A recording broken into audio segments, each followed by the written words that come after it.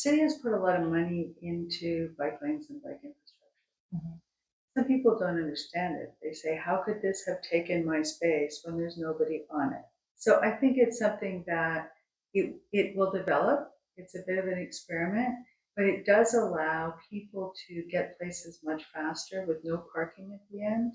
Mhm. And it takes off all the small trips. Like you can, apparently 20% of the trips disappear Mhm. if you have an electric bike, for example. You go around your neighborhood, you go to neighborhood shops as opposed to going further away, right? You don't have to park. You just go over there, you go into the shop, you come back. And so Right. it creates more of a complete community. And you get to, so you get to build some of the things that are disappearing. Our shops are disappearing, Mhm. right? I think we need to expand to allow lots, scooters, and all different sorts of vehicles. We need to groom stuff in the wintertime. Like Mm. that's sort of one side of it. I think the other side, people don't realize that it's people complain about the bike lanes, but our vehicles have actually gotten bigger, Mhm. 20% bigger in the last 10 years. That means 20% less cars fit on the roads, right? Mhm. We used to buy things at stores. Now we buy things online. So we have all those delivery vehicles, Mhm. right? And a lot of the delivery companies are starting to go electric bicycles, micro delivery vans, right? And so I think it's worth keeping that experiment, keeping trying to do that, subsidizing electric bikes. It's amazing how the bicycle system Mhm. has taken off now that they have almost all electric bikes and everyone only uses the electric bikes, right? Okay. So there's demand there. Mhm. We just need to be a little bit more patient because we're going to get there and it will take traffic off the roads and the traffic that's on the roads can go faster. Okay. So Yeah. improving funding for multimodal transportation. Yes. The TTC is a big Mhm. part of that. I think that some people are afraid of taking the TTC Mhm. because they're having people stabbed, right? Mhm. But there's one person stabbed. There are like 2 million people on the TTC every single day. Mhm. And that stabbing was not a part of the TTC. Mhm. That is part of our larger problem with mental health, right? Mhm. Could have happened on the sidewalk outside the subway station. So we really need to take a look at the TTC and start to be proud of it. Mhm. I don't know if you realize it, but we have a lot of stations were designed by very famous international architects and Canadian architects. Yeah. And we don't take care of them.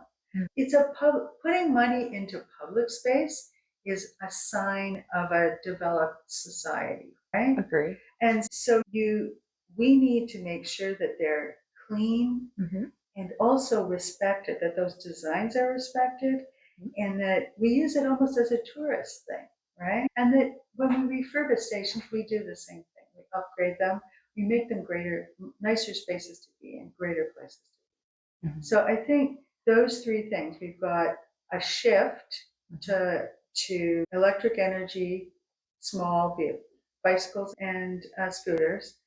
We've got the TTC, and it's got to have better headways, and it Mhm. can't be like experimenting with sardine hood every morning. No. Mhm. And I know when I've gone to the Eglinton station in the morning, you can't always get on. Sometimes you have Right. to wait for three, because our riding, Mhm. all the people from up north got on, took all the seats. By Yeah. the time it comes to us, you can barely squeeze in, right? Mhm. And I think that the Ontario line, Mhm. when it starts running, it is what it does. Downtown relief essentially means take people off the Young line, get them onto this line, but only if it goes farther north, which is also part of our riding, right? Yeah. We need that line to go up Don Mills, just Mhm. one major street over, all the way to Markham. We've got and to connect into the North York line, to connect into the Eglinton line. So we've got a lot more choices.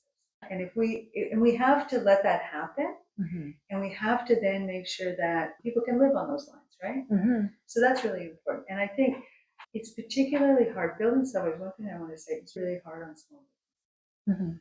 And we have to do a way better job of that. Like many small businesses closed along Eglinton during the 12 years it has taken to build the crosstown. And So now there's no more hoarding. Now people can get, like, they can see what's on the other side of the street, which is Absolutely. part of knowing what you want to go to, right? Mhm. And so now that's in place, but we're seeing the same thing in Plymouth Park. Mhm. Businesses, cornerstone businesses like Impulse Halal Foods, Mhm. were deeply impacted by Metro.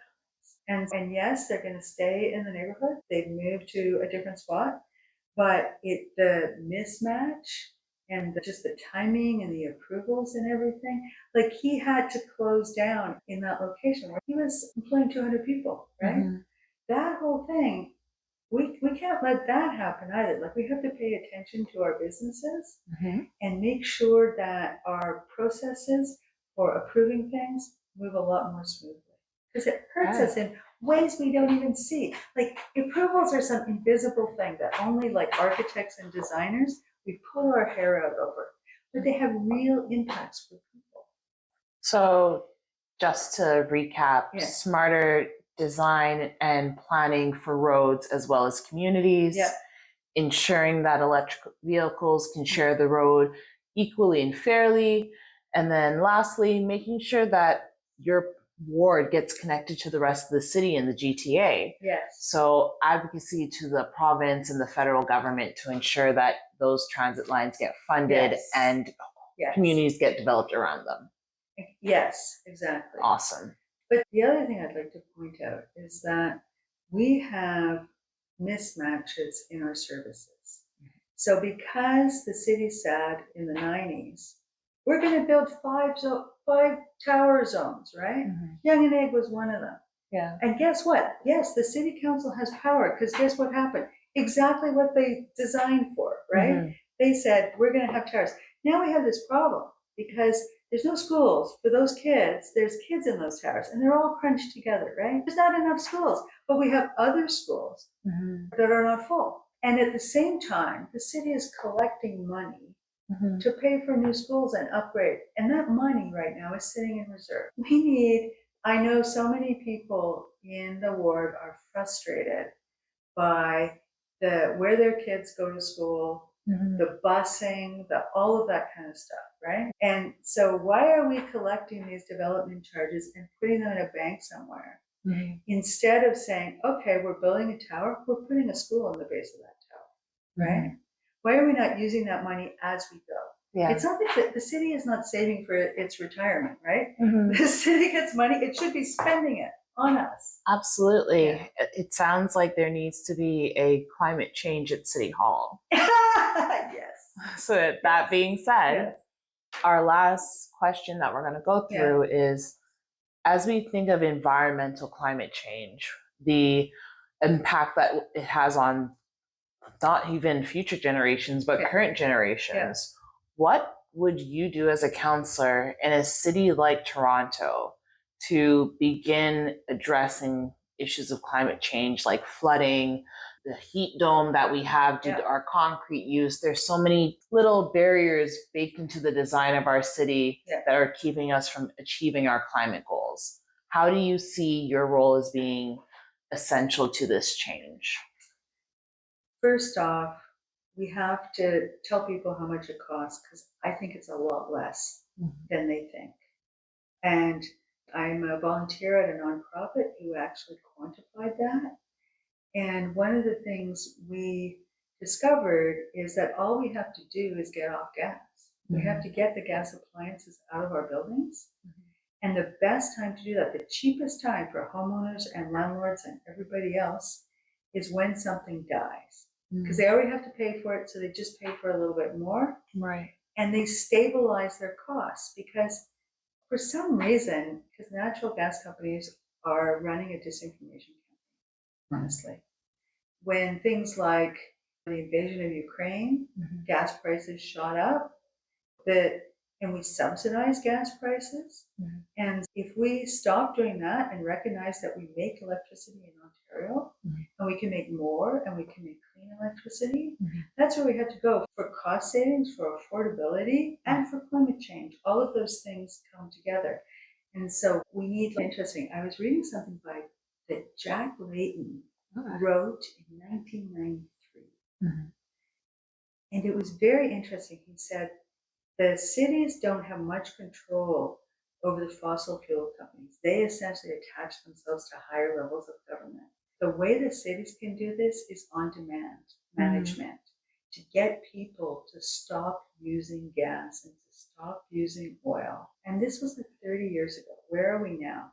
We have been taking like minuscule steps, and we don't actually have goals because yes, we're afraid the province could say you're not allowed to do that, you're not allowed to stop people from hooking up to gas, right?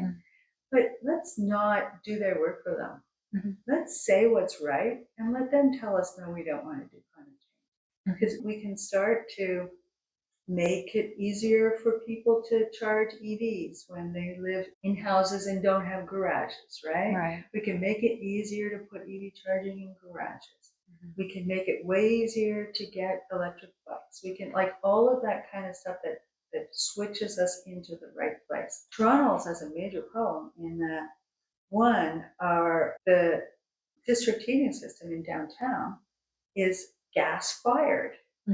We can't expand that until we figure out with them how they're going to get that off gas, right? The Portland's gas plant it feeds electricity into Toronto, but it's natural gas, right? But there are many ways, maybe not many, but there are a bunch of ways that we can do it. Like the biggest problem is, how do you run hydro lines through the city? But we could connect the Portland's through a cable in Lake Ontario to Pickering, right? You're getting too technical. Okay, sorry. Okay, I'm sorry. I'm sorry. The solutions are there. They're not expensive. So those are the things we have to focus on: getting gas out of our houses, getting gas out of our cars, getting gas out of the district systems, and getting gas out of our electricity system. And you propose doing this by making it easier for individuals and families to adopt new climate-friendly technologies? Yes. We've been focusing too much on energy efficiency, which is actually more expensive. Okay. We need to focus on changing from gas to electricity, which is less expensive. And that's what we need to do. And we're not promoting it. Okay. And do you see our lakes and ravine systems contributing to this in any way? As we are a nation of hydroelectricities and other natural forms of generating electricity, can you let me? If we're going to be honest, Toronto uses more electricity than it could make, right? Okay. We don't have enough space for that. But we do have space, and I know it gets controversial, but we have to look at, do we want wind towers in the lake, or do we want essentially, is that worse than climate change, than the fires, than the floods, and all of the things that are happening? So Sheena, do you see yourself working with Toronto Hydro, one of our largest energy providers, to help more Torontonians make better energy producing and saving? One interesting thing about Toronto Hydro, so the City of Toronto is the only shareholder, and the City of Toronto passes little directions to Toronto Hydro to tell them what to do. And the City of Toronto has never told Toronto Hydro to prepare for full electrification.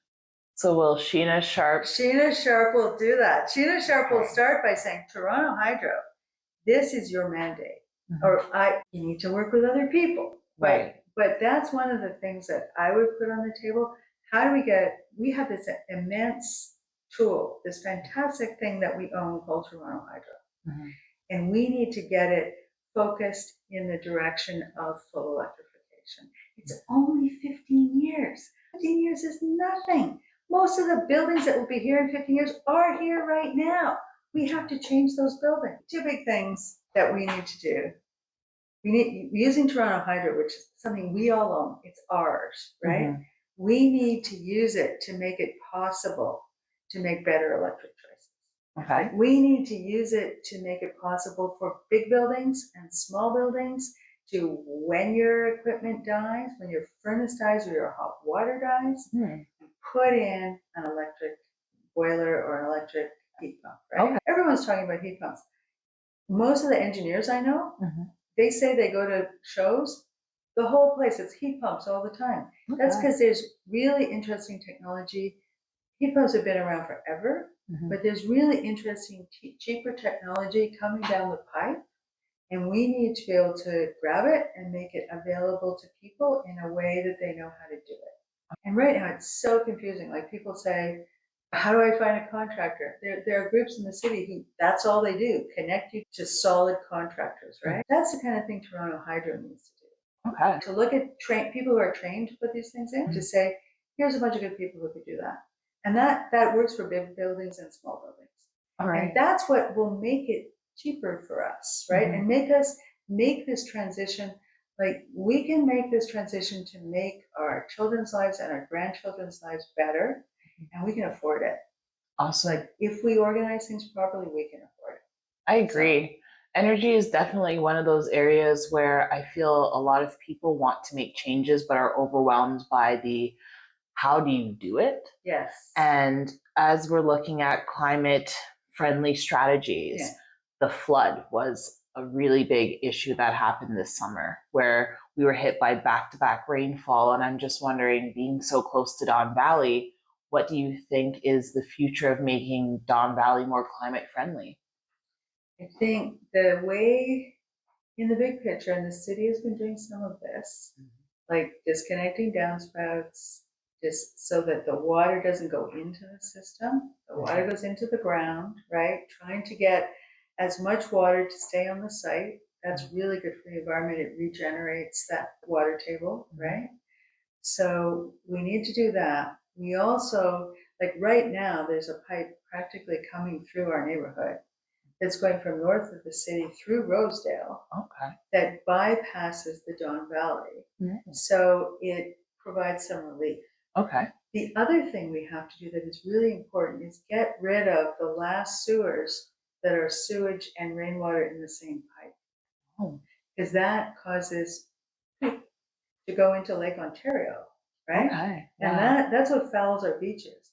So we need to put a priority on those types of things. But it's like working together with the rest of the city, with the people north of the city, because all this, the water that goes into the Don Valley is coming from the north, going to the south.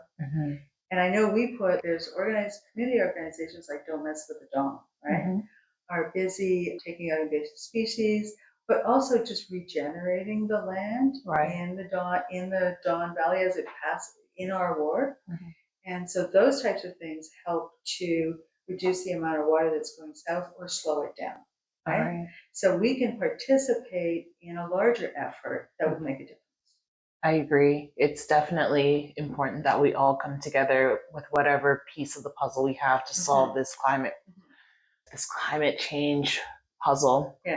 And I just want to close with, what would you say is your vision for Don Valley in a sentence or two? What is my vision? A complete community, a place where you can be born here, you can have a family here, you can retire here, you never lose your social connections. There are a wide variety of housing for everyone. We keep our infrastructure, we keep our schools and our libraries up to date with development, right? And a place that's connected into the rest of the city, but still a place to be where you come home to, right? And I think that we're losing it. We're just slowly feels like we're getting a little bit dirtier and a little bit like more desperate. And that doesn't have to be. The city has a lot of power, particularly at the local level, to make changes. Just like they had a vision in the 1990s for towers, we can have a vision in the 2020s for complete communities. Agreed. Thank you so much for speaking with me tonight, Sheena. As the election comes along, check out Sheena's website at votesheenasharp.ca. And with voting day on November 4th, you have quite a bit of time to get wise onto what you can do to help Sheena's campaign. Thank you for joining us tonight, and I hope you have a good one. Take care, Toronto.